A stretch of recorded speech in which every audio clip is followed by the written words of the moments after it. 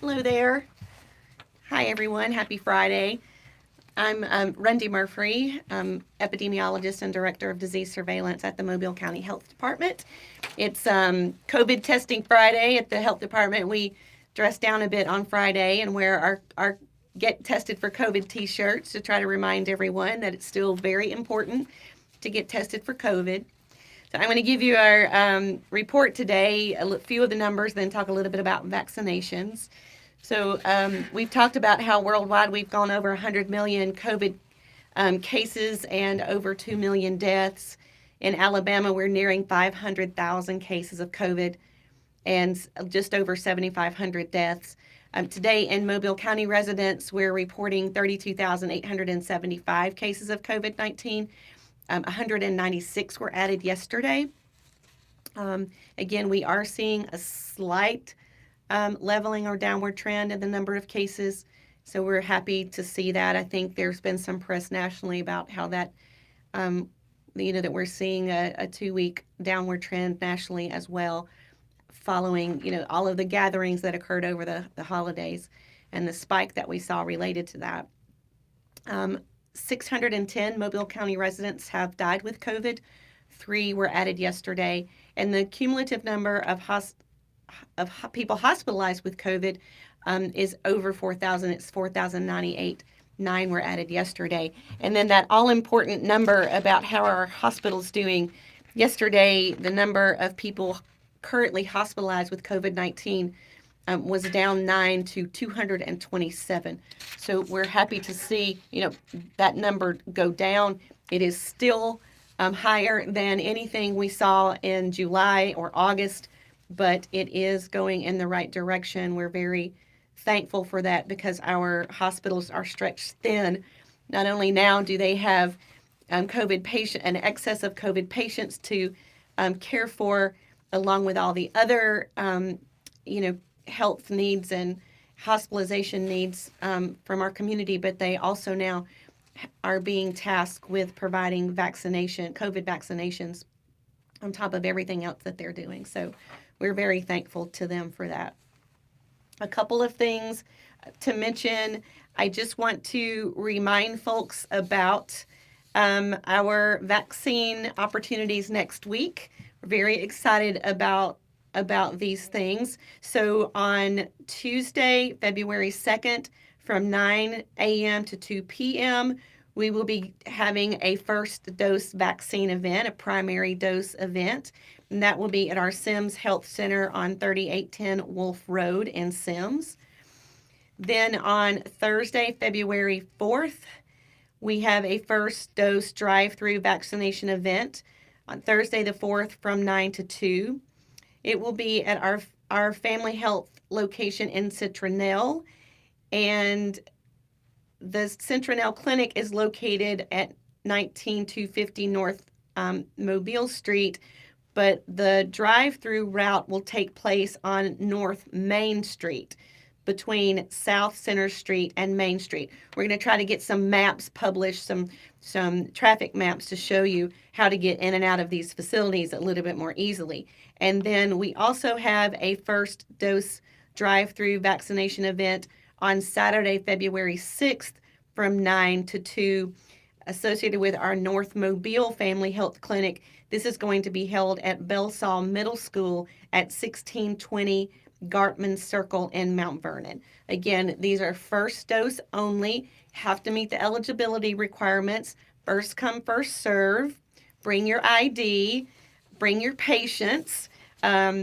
We will likely see a great demand for vaccination on those days. And remember, keep your ears tuned to the community or to the media and the hospital websites for other locations for COVID vaccine. The Alabama Department of Public Health also has a COVID vaccine dashboard where they provide the location of all of the facilities in Alabama who have received COVID vaccine. So you can go there and look. It's available to the public.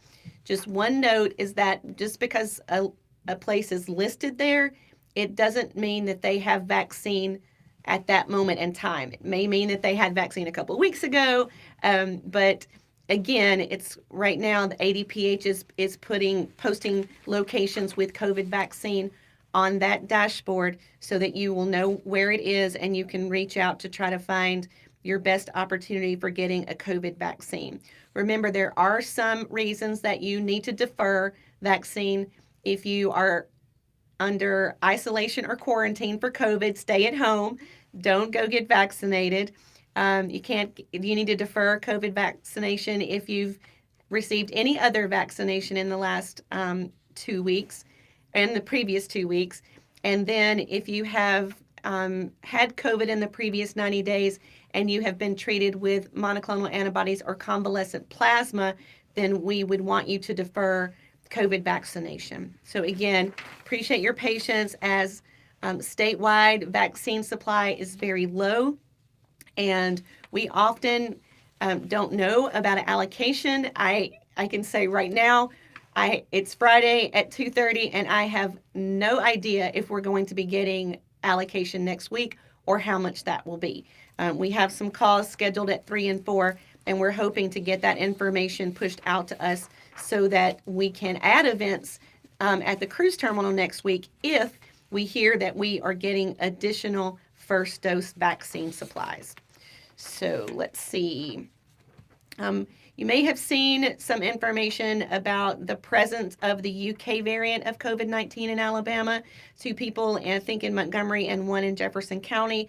The state will continue to monitor for COVID variants, and we will let you know. I just want to make sure everyone understands that, once the variant is here, it is going to start,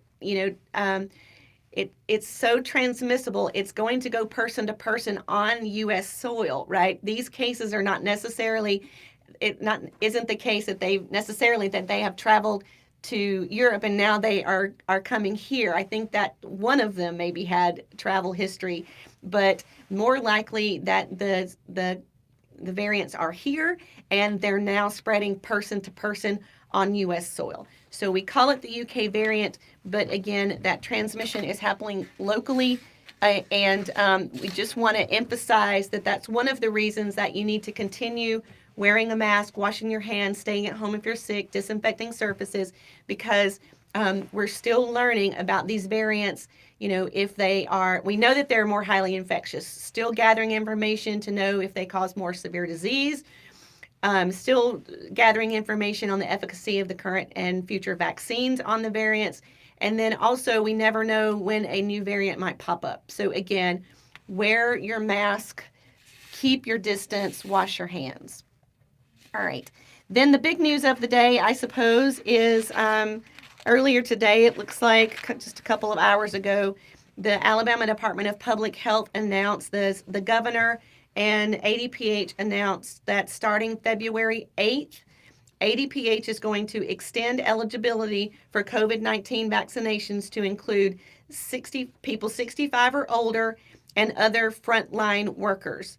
So again, this is to begin statewide on February the 8th. It includes people over 65 and frontline workers such as first responders, correctional officers, food and agricultural workers, U.S. Postal Service, manufacturing workers, grocery store, public transit workers, people who are in the education sector, so teachers, support staff, colleges, universities, that sort of thing, child care workers, and judiciary workers like judges, district attorneys, that sort of thing. So those groups, in no particular hierarchy, will be eligible for vaccine statewide starting February 8th, the groups, and also 65 and older. It's really important to recognize that with this announcement did not come the announcement that we have enough vaccine for all of these groups, right? Where the state has decided to extend eligibility, we did not, get a huge amount of vaccine and then decided to do this. We're still getting, a trickling of the vaccine coming in, but we want to make sure that when we do have vaccine, that we can get it out to as many people as possible. So again, the Mobile County Health Department still does not know if or how much vaccine we will get next week, much less the week of the 8th or the week of the 15th. So please continue to be patient with us and be patient with the other COVID vaccine providers in the county, because this is opening up eligibility to over 100,000 people in Mobile County. And it's going to place incredible pressure on those locations that are trying to provide COVID vaccine in the fastest, best, most efficient way as they can.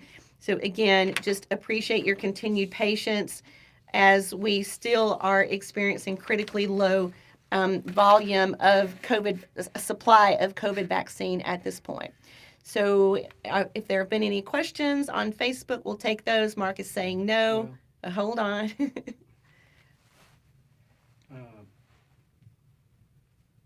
This is mostly about The expansion. The expansion in next week's, the 3 locations. Okay, the 3 locations next week, so it's... That includes... Yeah, so we'll make some determination about that next week. Right now, all of our press about those clinics next week is based on the old eligibility, or not the old, what we were doing before the ADPH announced this. And so we'll have to, look at our vaccine supply and talk internally about, if or we're able to open up the clinics next week using the additional eligibility or not. So we'll get that information together as quickly as possible, and we'll let you all know. Okay, so look for something official from us shortly if we're going to make any changes to the vaccine clinics that we have next week. Does that address the question? And okay. Will there be a verification plan for the next phase of the so-called frontline workers? The other. Yeah. So this is pretty specific, and there's in the ADPH news release there is a link to more specificity. So right now, like I said, the news alert that just came out a couple of hours ago, first responders, correctional officers, food and agricultural workers, U.S. Postal Service workers, manufacturing, grocery stores, public transit, education, and judiciary and childcare. So first responders have been open all this time. So I think you know who you are. Bring an ID, bring your badge, bring some sort of credential when the clinics open up. And we recognize that there are, people are trying to get as much vaccine out as they can. We had heard about an event today that opened to some additional groups, eligibility groups. The important thing is that when you have people in front of you and you have vaccine that has to be put in arms, because again, this is a very delicate vaccine. So if we take vaccine out to give it and there's not, a complete line, right, we've got to find people to give shots to. So some of that reaching outside of groups and the person that's, younger than 75 getting in, or a teacher getting in, or some of those things happen. You're right, it does. And it will continue to happen because we're not going to be out there policing these types of opportunities, because sometimes there's a very logical reason behind it, that you had some extra vaccine at the end of the day and you needed to get it in arms rather than throwing it away. So again, more on Monday about the expansion announced today by the Alabama Department of Public Health that goes into effect on February 8th. We'll talk more about that on Monday. Give us some time to digest these things. What about underlying health issues? So underlying medical conditions for people less than 65 was not addressed in today's announcement from ADPH. But again, we have some calls today with the state at 3 and 4 o'clock, and we'll be trying to, clarify some of these subtleties so that we can let you guys know, hopefully, what we know as quickly as we can. It's things are changing by the hour, so appreciate your patience as we try to sort of, adapt to the ever changing landscape of COVID-19. All right, I'm getting the that's it sign from Mark. So with that, I'll just end our comments for our Facebook Live update for today. Hope you all have a lovely weekend, And we will be back with you on Monday at 2:30 to provide more updates on vaccine locations and eligibility starting next week and beyond. Have a great weekend.